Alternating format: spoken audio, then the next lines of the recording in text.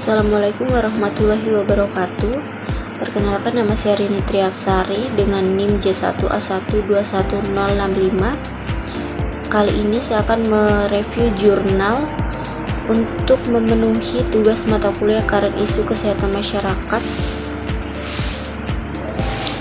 Adapun jurnalnya yaitu judulnya Association Between Depression, Anxiety and Stress with Sleeping Quality in Indonesian People During the COVID-19 Pandemic, atau bahasa Indonesianya hubungan antara depresi, kecemasan, dan stres dengan kualitas tidur pada masyarakat Indonesia selama pandemi COVID-19. Identitas jurnal, Jurnal Public Health of Indonesia. Penulisnya Teresa Mika Argo, Andri Kurniawan, Jian Andrian Lim, Jeremy Octavian Sugianto, Rafael Jonathan Mikel, Lisa Agatha, Natania Victoria Stevina Tanuwijaya, Beverly Wonosono, dan Dewi Savitri Rifani. Volume 7, isu 2, halaman 58-66. Selanjutnya latar belakang.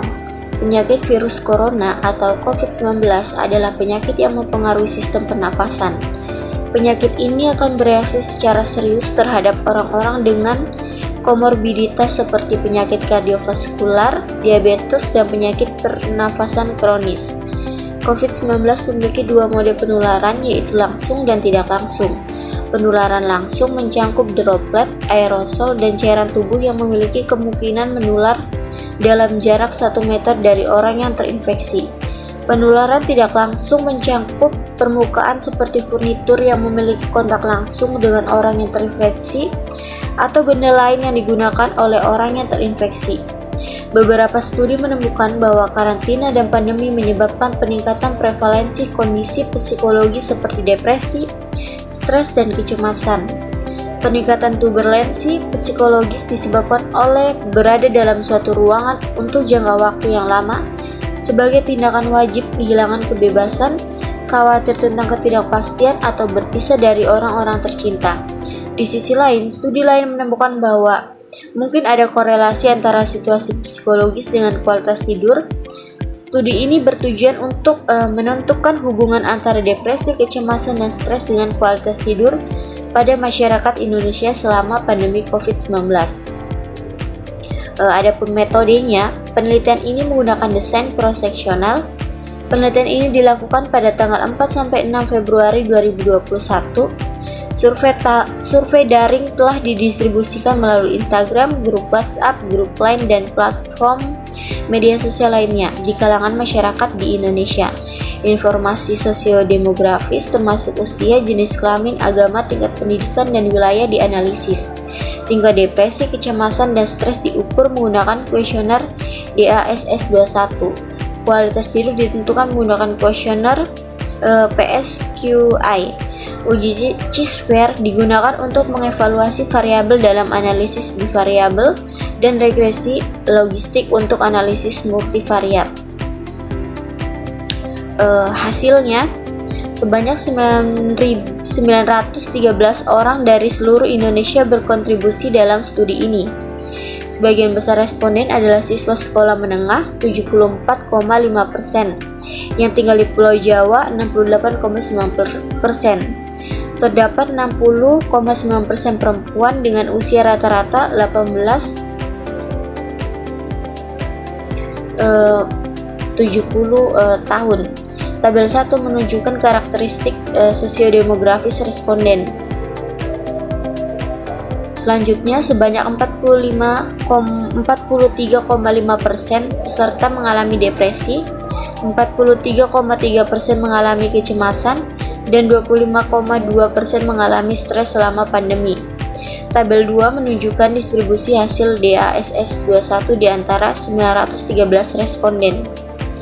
Selanjutnya, lebih dari setengah responden, 59,5%, mengalami kualitas tidur yang buruk selama pandemi ini.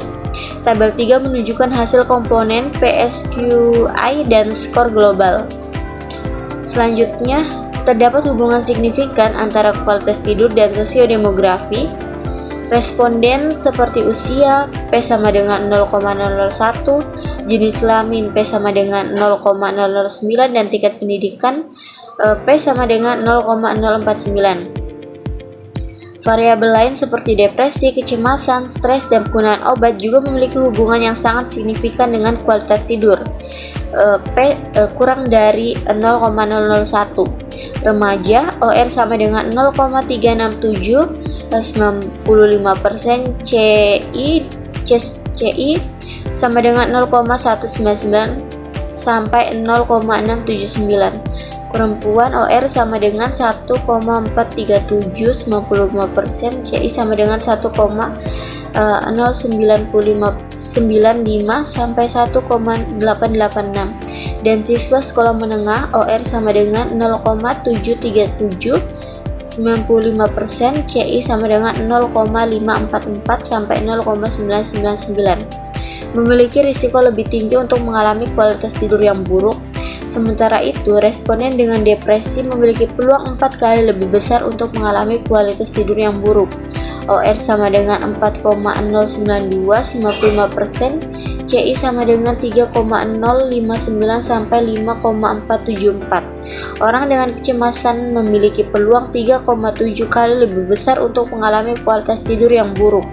OR sama dengan 3,776, 55%, CI sama dengan 2,829 sampai 5,039. Dan orang dengan stres memiliki peluang 5,6 kali lebih besar untuk mengalami kualitas tidur yang buruk. Penggunaan obat tidur juga meningkatkan risiko mengalami kualitas tidur yang buruk hingga 14 kali lipat dibandingkan mereka yang tidak menggunakannya. Tabel 4 menunjukkan hasil analisis bivariat secara lengkap.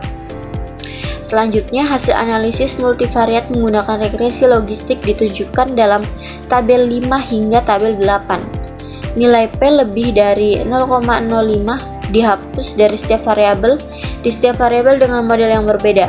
Dalam tabel 5, depresi, kecemasan, stres, dan penggunaan obat tidur memiliki nilai P lebih kecil dari 0,05, sementara usia, pendidikan, provinsi, dan jenis kelamin memiliki nilai P lebih besar pada 0,05. Model akhir yang disajikan dalam tabel 8 menunjukkan bahwa terdapat hubungan signifikan antara kualitas tidur dengan depresi. OR sama dengan 1,887, 95%, CI sama dengan 1,330 sampai 2,679. Kecemasan, OR sama dengan 1,731, 95%, CI sama dengan 1,221 sampai 2,455.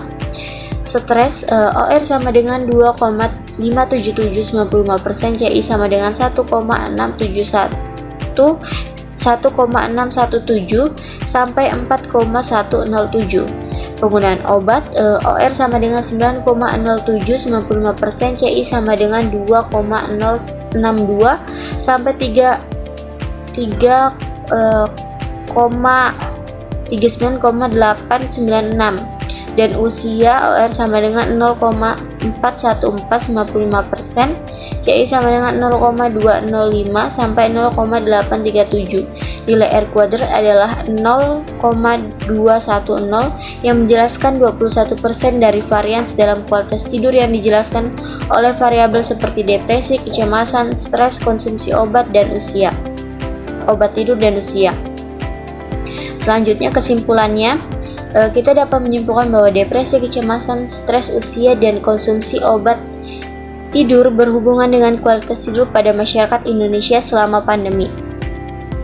Baik, terima kasih. Mungkin itu saja yang dapat saya paparkan mengenai review jurnal mengenai hubungan antara depresi, kecemasan, dan stres dengan kualitas tidur masyarakat Indonesia selama pandemi COVID-19. Saya ucapkan terima kasih. Wabillahi taufiq wal hidayah. Wassalamualaikum warahmatullahi wabarakatuh.